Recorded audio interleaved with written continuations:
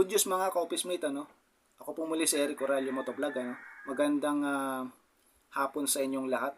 Kakarte ko lang galing LTO at naiparestore natin ang ating scooter, no? Si SYM Radar 125 na i-restore na natin at ito na ang kanyang papeles.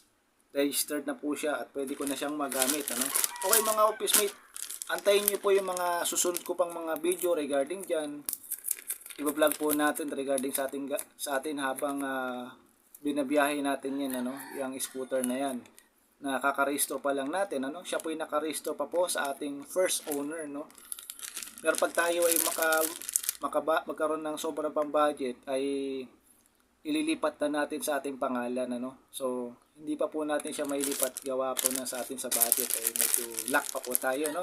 Ito na po yung official na rehistro ng ating bagong SYM Radar 125, ano.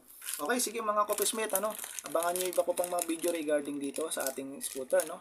Okay naman yung biyahe, hindi tayo tinirik ng ating scooter at yung biyahe natin dire-diretso, mabilis, pati po sa paahon umaakit po siya mga ka-office-mate yung ating scooter. So okay na po siya.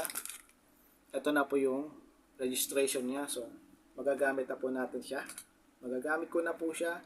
Praise the Lord, pinapasalamatan ko ating Panginoon. Maraming salamat sa ating Diyos na buhay, no? Thank you.